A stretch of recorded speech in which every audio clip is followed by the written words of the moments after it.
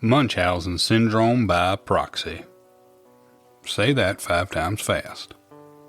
You've probably heard of it before, and it was brought into the spotlight when a young girl by the name of Gypsy Rose Blanchard, who was being medically abused by her mother Dee Dee, conspired with her boyfriend to murder her mother.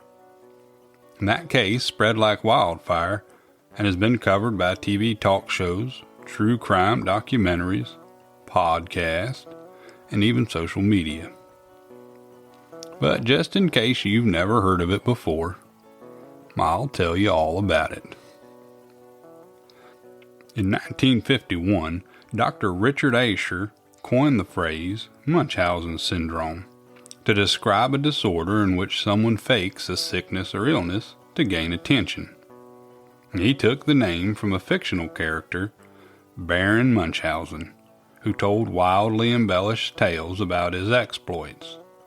The Munchausen character was patterned off a real German aristocrat who had served in the Russian army in the 1700s and was known for greatly exaggerating his own accomplishments. As with many mental disorders, the symptoms can spill over into other areas. And in 1977, Dr. Roy Meadow was the first to describe Munchausen syndrome by proxy, which is a psychological disorder describing a caregiver, usually a mother, who fabricates symptoms of illness in a victim, usually their child, in order to gain sympathy and attention. And while the victim is receiving treatment, the caregiver will often sabotage medical care efforts by lying, falsifying lab work, switching medical providers, and sometimes intentionally harming the victim in order to secure unnecessary procedures. Although the caregiver and victim are often mother and child, there are also cases of elderly patients being victims, and sometimes even pets.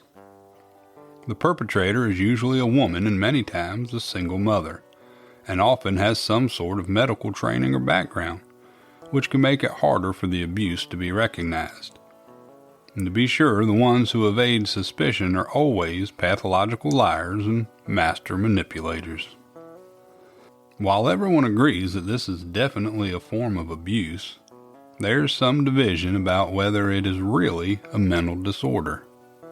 The American Psychiatric Association has listed it in its diagnostic manual, DSM-5, as a psychiatric disorder. And in case it wasn't hard enough to say, in 2013, the name was updated to fictitious disorder imposed on another. However, some medical professionals, such as Dr. Mark Feldman, who wrote Dying to be Ill, prefer the term medical child abuse, to keep it clear that it is indeed abuse, even if the perpetrator suffers from mental illness or a personality disorder. A mental illness diagnosis indicates that the perpetrator is a victim and therefore gives them something to place the blame on other than themselves. Regardless of whether it's mental illness or not, it's still a crime. And the real victims are the ones who suffer and sometimes die at the hands of their caregivers.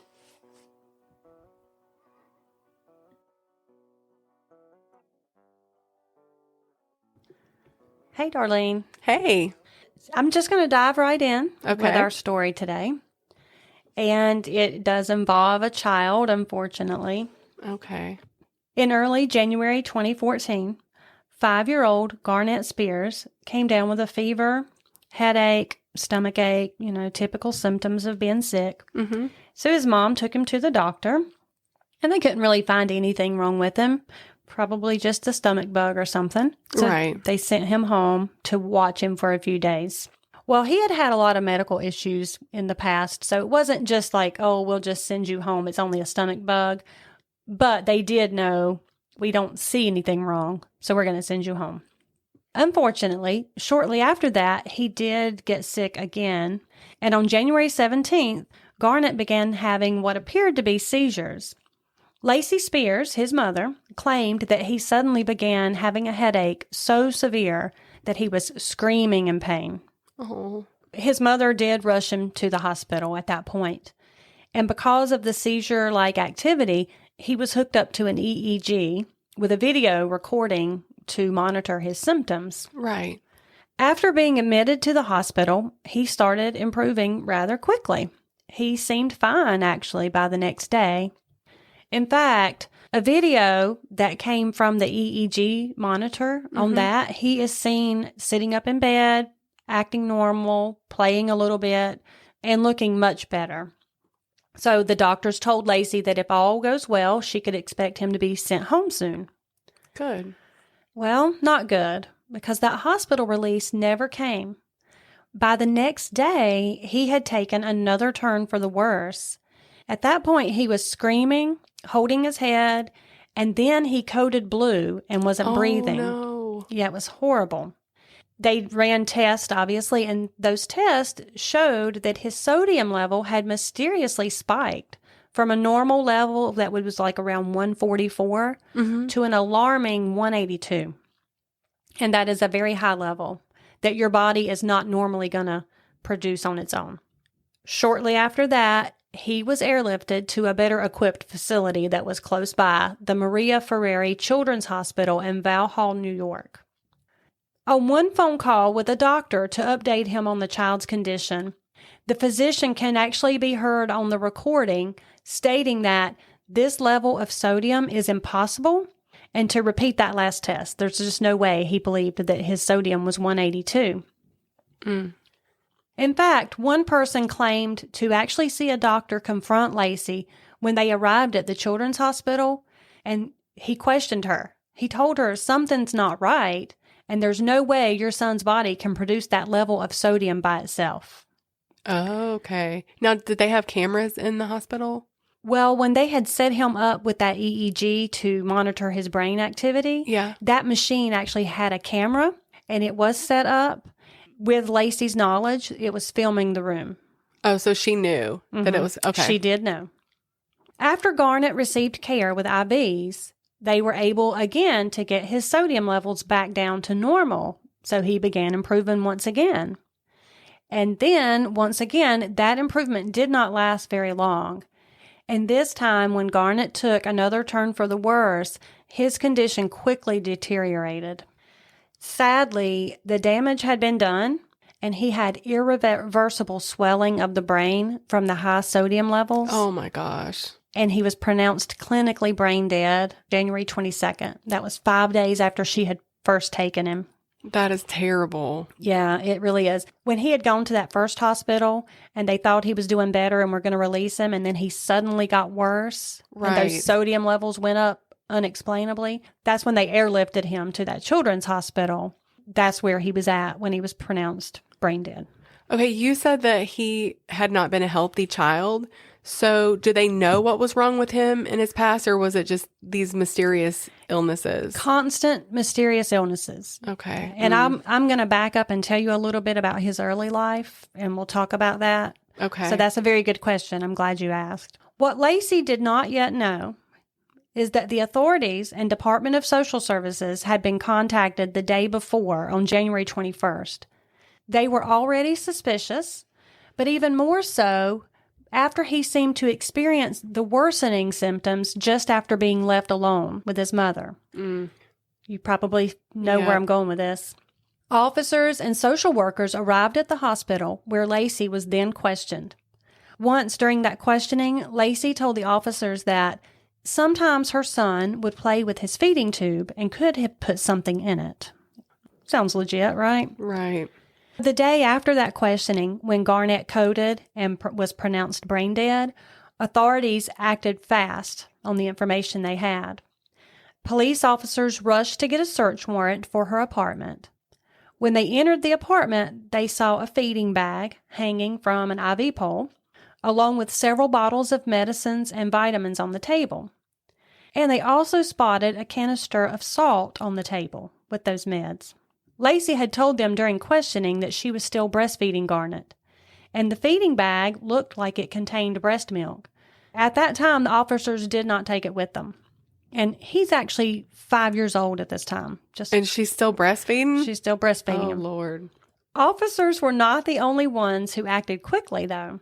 After Garnett was pronounced brain dead, Lacey acted quickly, too. She contacted a friend of hers, a neighbor named Valerie, and asked her to go into her apartment and dispose of that feeding bag that was on the IV stand. And the neighbor agreed. She was just really upset because she had just heard about Garnett being sick. She did not know that the authorities had already been to Lacey's apartment. But once other neighbors informed her of that, she rethought, maybe I shouldn't get rid of this bag. Yeah. So instead, she took it to the leaders of this development where they all lived. Okay. They lived in this place. It was called the Fellowship.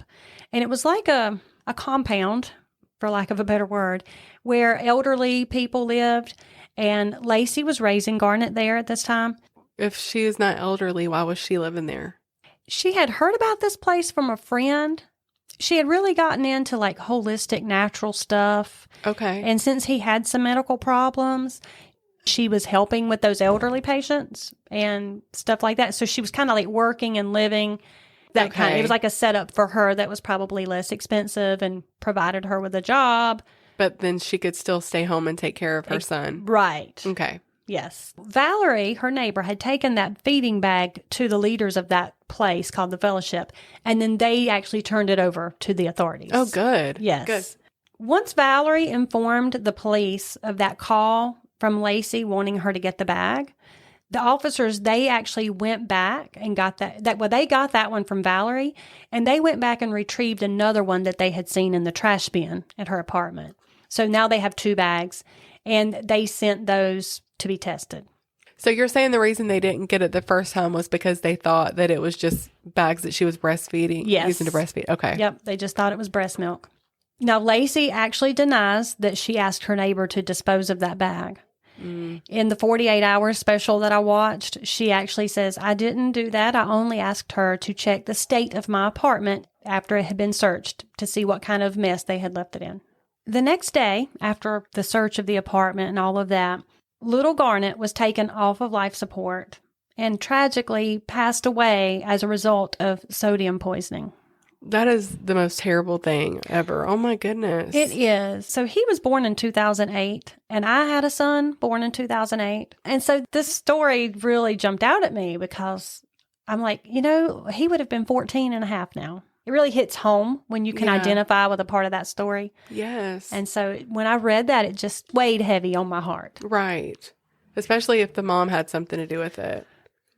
So I'm going to back up now and tell you a little bit about Garnett and his health issues. Garnett was born in December 2008 when Lacey was just 20 years old. She was a single mother, claiming that Garnett's father did not want to be a part of his life. Since then, his biological father, Chris Hill, denies that claim. He, in fact, says he has another son that he's very much a part of his life, and he wanted to be a part of Garnett's. Okay. Garnett's health problems started almost immediately after he was born. Lacey said that he had chronic ear infections, and he had feeding trouble from the get-go. She said he would not take a bottle, he had trouble keeping food down, and eventually he was diagnosed with failure to thrive. Which, newborns, if they're not eating well and they are not gaining weight, that's what they call that. Right. At 9 weeks of age, he had surgery on his stomach to help him not throw up after feeding. Wow, 9 weeks? At 9 weeks. Oh, my goodness. They're so little. So little. Once, when he was 10 weeks old, he stopped breathing. And when she took him to the hospital that time, he had unexplained high sodium levels. Oh, goodness. Which, again, is not really a normal thing. No. Then again, at 9 months old, he ended up having another surgery to insert a feeding tube. Those are sometimes called G-tubes because he still wasn't gaining weight. When he passed away at age 5, he still had that feeding tube in. Oh, my goodness. Over time, Garrett continued to have medical issues, and he spent time in and out of hospitals constantly. During his first 2 years of life, it was documented he had been seen at over 20 doctor facilities. That didn't go unnoticed. At various times, notes were made at the different offices and hospitals about suspicions. But it is hard to pin down situations like these where the caregiver, in this case the mother, may be causing the issue. Yeah, and I think it's hard to believe that a mom would do that. It is. You're not looking for that. Especially if you feel suspicious, but you're like, There's no way. Right. You talk yourself out of it almost, like, no. Yeah. And also there's a lot of dishonesty involved. So if you do start to get suspicious and you're questioning, what's that mom going to do? Oh, yeah. I mean, she'll probably have 100 excuses. And then if you're not buying them, she's going to find a different doctor. She'll find a different doctor, yep. So, of course, there is the lying that the caregiver does. They're lying about symptoms. They're lying about causes. And they're not sharing information between doctors. So it's a little easier to hide. Right. Yeah, just go somewhere else. Some doctors that did speak to 48 Hours on their show about the case and admitted that they might have had some suspicions, but they missed them, or when they questioned her, maybe she didn't come back to their office. Others that had treated Garnett declined an interview with 48 Hours, stating medical privacy. It does seem that even if just one of those physicians had acted on those suspicions, maybe that little boy would not have died. We'll never know. Right. And it's hard, like I said, I mean, I kind of feel bad for them too, because, it's just not what you expect. Especially at first when the mother is bringing the child in to be seen, it looks like she's doing the caring thing. Like, I want to get help for my child. Right. So it would be hard to start thinking maybe this mother is purposefully harming this child. Sometime in 2010, so Garnett was around 2 at this time, Lacey and Garnett, they moved from her hometown of Decatur, Alabama, to Florida, where Lacey's grandmother lived. Garnett's health problems continued, and during this time, Lacey began posting updates about Garnett on her social media accounts. She posted on MySpace, Facebook, and Blogspot. She actually had an account titled Garnett's Journey. Some of that account is still online today. And I'm going to post a link to that in our show notes. There's only 2 blog posts left. The top of that blog has a quote. It says, "Healing takes courage, and we all have courage, even if we have to dig a little to find it." I know, it's just kind of creepy. It is. She also affectionately called her son Garnett the Great. A lot of times in those posts. She was trying to get some attention. Meanwhile, starving her baby. Yes. Ugh, that makes me sick. It's interesting, too, that on that blog in 2011, she posted a story about Garnett's father. In that post, titled, "Mommy, Where is My Daddy?" she penned an elaborate tale explaining to little Garnett about his missing father, who she had told multiple people was a man named Blake, who was a sheriff's deputy that had been killed in a car crash. She actually used the name of a person that she really had met before. He was alive and well, and said he'd only met her a few times. He didn't know her that well. But she's made up this whole story. So she wrote about him? Yes, on the blog. Oh, my goodness. So she's a pathological liar. I was hoping you would say that, because that's exactly what she was. There's actually another blog post that she posted in September of 2012. So Garnett would have been around 4. That was a post summarizing her year of surviving without Daddy Blake. It was a wild and bizarre read in hindsight, knowing that it was all just a bunch of lies. And when she was asked about that lie on 48 Hours, she claimed that it was a story that she, along with her family, had decided on, so that if people were asking Garnett about it, it would shut down the conversation. She didn't want him to grow up with the stigma of having a deadbeat dad. If you read that blog, you'll see she goes to elaborate lengths to tell this lie. So it's not like if somebody asks us about it, we'll just say, oh, his dad was killed in a crash. No, she goes on there and paints this whole story, a vivid picture of Daddy Blake, and how they're driving to a 14-hour drive to go to a memorial service for him, and how life has just been hard trying to live without him. I mean, it's... Did she act like they were in love and then he was taken? Yeah. Okay, yeah. So she's just wanting attention. Attention. The reason she's telling them, well, we have this 14-hour drive, is because in 2012 is when she had moved from Florida, where she's down there with her grandmother. Now she moves up to New York to live at that place, the fellowship that I told you about. Lacey had moved there, and like I said, she was helping care for the elderly. And Garnett actually did seem to be thriving, according to the other residents there. They lived there for around 14 months until the illness in 2014, from which he never recovered. So on the day that he was removed from life support, January the 23rd, Lacey posted to her Facebook, "Garnett the Great journeyed onward today at 10:20 a.m." Oh my goodness. That's sickening. Isn't it chilling almost? It is. That your child, I know it's not unusual for someone to post things to Facebook when kids are sick and you need prayer or please remember us, we're struggling this week and we've had all these health problems. This was for attention. Yeah. Remember the feeding bag that the officers had retrieved from the neighbor and in the trash bin? Yes. When those bags were tested, they came back with lethal levels of sodium in them. I'm talking about enough sodium. It was equal to around 69 little salt packets. So she's putting those in his feeding tube. Mm-hmm. 69 packets in each bag, what it was equal to. Wow. 10 weeks after little Garnett had been declared dead, his death was ruled a homicide. Good. At this point, investigators are taking a good hard look at Lacey. So officers from the towns that she's lived in previously, now they are being contacted. Okay, well, she wanted attention, so that's right. She's getting it. Florida and Alabama, they call authorities there. And once these investigators start comparing notes and medical files and talking to physicians that had treated Garnett, this fuzzy picture begins to emerge a little clearer. Even when Garnett was as young as 5 weeks old, one doctor had noted a suspicion of Munchausen by proxy. Really? I'm sure most of our listeners know that Munchausen by proxy is when a caregiver makes up or fakes an illness of the person that they're caring for. Sometimes it's an elderly person, but most of the time it's a mother and a child.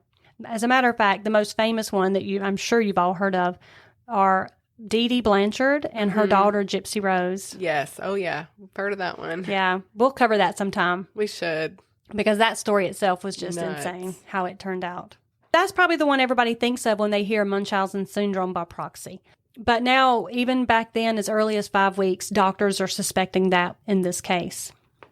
And she's just watching her little baby suffer. I know. How in the world can any mother do that? That's so sad. It's tragic. During the investigation, stories start to arise about Lacey and her parenting. Some people recalled her being a very devoted and caring mother. People that they asked at the fellowship, those elderly people said, "Oh, she was such a good mother." Some of her friends in the past said she loved kids, got this child with special needs, and she selflessly devotes herself to caring for him. But others did come forward, and they had quite the opposite memories. In 2011, there were 2 complaints made against Lacey to Florida's Department of Children and Families. They were made by members of a parenting group that she was a part of.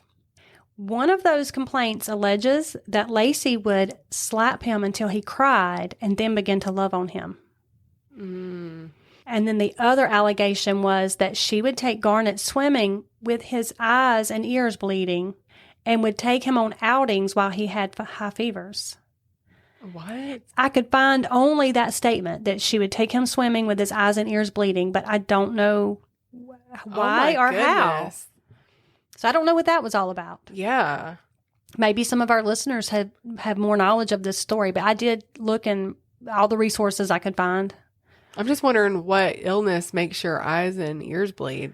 I wondered, when they said swimming, I thought, well, maybe he had a really bad swimmer's ear. Right. And his eardrum burst. Yes. So maybe his ear would be bleeding. But I don't know about the eyes. Yeah, that's unless crazy. you had a hit to the head. But that case it's not documented. It's not. That case didn't go anywhere because investigators, they did investigate it and they could find no evidence of any abuse. Okay. And Lacey, of course, denied it. Right. So nothing came of that. Let's go back while we're talking about her parenting skills. Right. Something I found odd, and we talked about it just a little earlier, was the breastfeeding when he was 5. Yes. Okay. Let me just say, if you breastfeed for a long time, that is your business. I breastfed my youngest for ridiculous. Well, she was coming up to me saying booby. So like I did it for a long time too. Also, I know I was going to say, that was one thing I was going to say was I know some people do breastfeed that long. Yeah. I'm not trying to like trash you I or know. anything. So now you're coming clean. Yeah. Yeah. Well, my husband had always told me when they're old enough to ask for it, they can have a sippy cup. Okay. But if you breastfeed that long, we're not trashing you. No. But that taken along with the fact that if you look at the pictures that she has posted on her blog, she did have several pictures there. In several of those photos, he's also using a pacifier and wearing diapers. At 5? The pictures, some of those pictures were maybe when he was not 5 yet. Some of those Okay. probably, no, 3, I can get it. Not all 3-year-olds are potty trained right at 3. That takes a while. So Right. they might be wearing pull-ups and whatever. Yeah. Still, just when you take it as a whole picture that he's got diapers on, he looks to be around 4. He's got diapers, a passy, and breastfeeding. It all just seems a little bit different when you look at it from that angle. It does. It She's not letting him develop. Exactly. It seems like she's trying to keep him dependent on her and as a baby and wants him to look or to appear to other people that he's not well, Right. that he's not developing. And he may not be, but probably because she's not allowing that or encouraging that development. That's what it looked like to me when that was my perspective. Okay. What do you think? Yeah, no, that sounds about right. In June of 2014, Lacey is finally charged in the death of her son Garnett. She was charged with second-degree murder and first-degree manslaughter. When the grand jury turned that indictment in, she went and turned herself in. First-degree manslaughter, according to New York law, is defined as intentional homicide under extreme emotional disturbance. And you're guilty when, with intent to cause the death of another person, the death is caused to another person. Second-degree murder is defined as acting in the wrong, but not intending to kill. So which is it? Because I feel like that's conflicting. It is conflicting, and she was charged with both. Stay tuned to the end, and we may have some more clarification on that. Okay. So far, I'm feeling like she was probably doing all this for attention and didn't necessarily want him to die. Then she would lose her means of getting attention. Right. Maybe not with the intent, Right. but clearly is under extreme emotional disturbance. Yeah. Or she's Disturbance. torturing this kid. 1 year and 1 month after Garnett died, his mother Lacey's trial began in February 2015. The prosecution had obtained video from that EEG machine that had been set up in his room Yes. that she was Aware of. That video showed Lacey taking Garnett to the bathroom multiple times. And she has a cup with some liquid in it in one hand on some of those visits and a connector to his gastric tube. Okay. And almost immediately after returning from the bathroom, Garnett starts to show signs of distress as if he's in pain. You can see on that video, he's wallowing around on the bed. I actually am going to link to that 48 Hours episode because they show the video. Okay. No, was he able to talk at this point? You could see him talking. Yes. Okay. Well, it's interesting that she was taking him to the bathroom if he wore pull-ups. That is interesting. They actually did say at one point that she was taking him to the bathroom even when he wasn't asking to go. The assistant district attorney, Doreen Lloyd, actually said, the trips to the bathroom coincide with evidence from the EEG machine that Garnett goes from moderate to severe cerebral dysfunction, and as that is going on, this child's sodium level is going up. She does it over and over again. Oh, my goodness. So after he's clearly in pain, she just keeps on. Yes. Okay. They feel like this proves she is the one adding the sodium to his feeding tube. Yeah, and maybe she was trying to kill him if she continues to do it. I can't figure it out. And also on that video, when I guess one of those last times that he does it and he's just laying there thrashing around, you can see her sitting next to him. It looks like maybe she's sitting on another bed next to it. And she's watching him, but she's not reaching out to him until someone else comes in the room. Really? And at that point, she gets up and tries to comfort him. Okay. She sounds like a monster. She really does. Now, her defense argued that video actually proved the opposite about her. They state that the video actually shows a caring mother selflessly helping her child to the bathroom. They say that bathroom door was always open That bathroom's off camera. You can't actually see what's going on in there. Inside, okay. But they say that door is open. Anyone could have come in at any time. And if she was wanting to do something as sinister as kill her child, she would have at least shut the door so she wouldn't get caught. Okay. Because there's a chance of, hospital staff coming in at all anytime, time. yeah. That's right. And they also said that video only showed her taking that feeding tube in twice, and that was to clean it. They said if whatever was in that cup could not have easily been poured into that tube. The opposite of that is that the prosecution says it only would have taken her a syringe to just stick it in very quickly and inject it. Oh, okay. Since the bathroom is off camera, nobody knows exactly what happened in the bathroom. Right. So both sides are arguing that this video actually shows different things. Okay. But it is worthy to note, both of those times that they said, she only took that feeding tube in twice, Garnett became ill right afterward, obviously in pain and uncomfortable. So it's almost like each time he's left alone with her is when he's having He starts getting bad off. Yep. Also in the trial, we learned that authorities had found that Lacey had been searching on her phone for the dangers of high sodium, signs of high sodium, etc. Where do people come up with this stuff? Like, I would have, Well, this is what she said about it. And I kind of can see this. I obviously still think she is guilty of sin. But she says because he had that episode at like 10 weeks where he had high sodium that was unexplained. Mm-hmm. And her son's sick. And she said, I'm his mother. I have to figure out what's wrong with him. So she said she was searching to, how you get on WebMD and you search your symptoms. Yeah, but she probably was the cause of him having the high sodium levels at 10 weeks. I'm sure, yeah. But her defense is that, no, I'm searching it because I'm trying to find out what's wrong with my son. And since he's had that before, maybe that's what's going on this time. Yeah, and that does sound like a legitimate, I guess if I was a defense attorney, that sounds like a legitimate defense. Exactly. And the defense also countered by saying that she didn't just search for that she had searched for other possible reasons for his illness, such as a brain tumor and low vitamin D levels.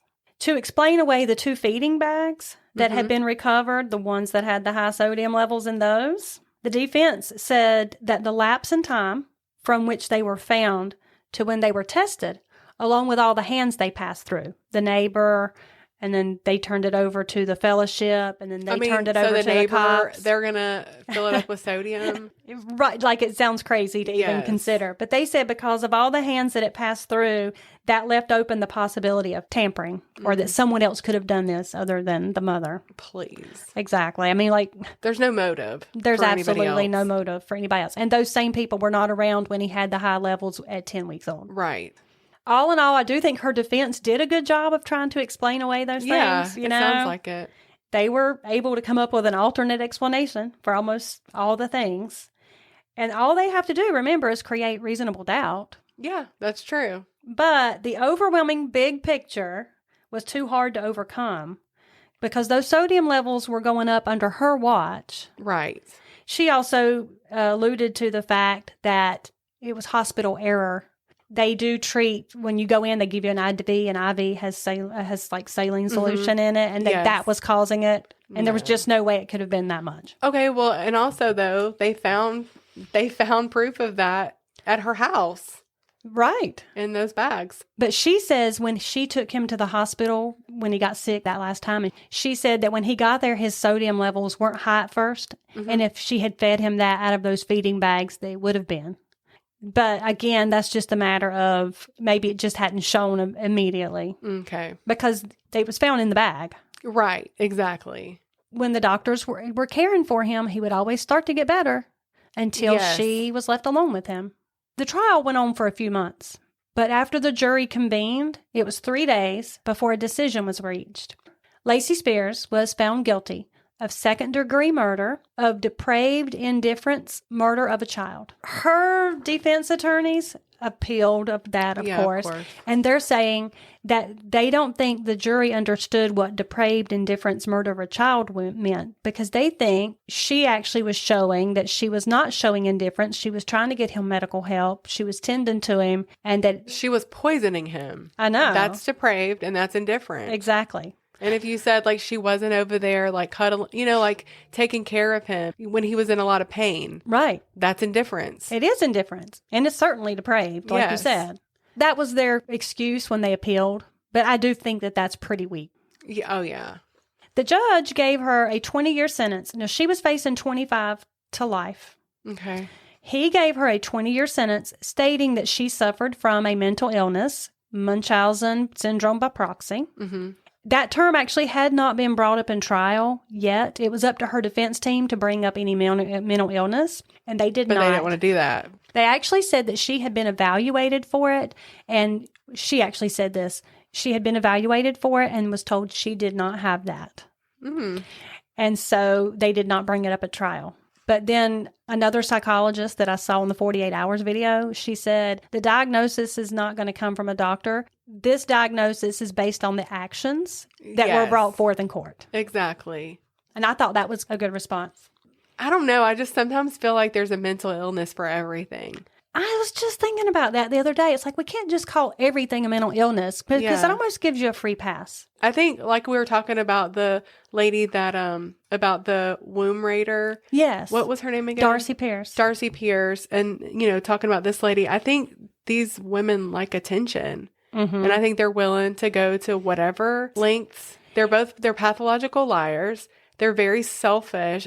I don't necessarily know that that's a mental illness. I just think it's evil. Right. Lots of people have narcissistic qualities. Mm-hmm. We see, with social media, it's really been ramped up. Like you can see it on full display. And if that is part of, maybe we all have a slight mental illness. I don't know. Yeah. But that does not excuse murder.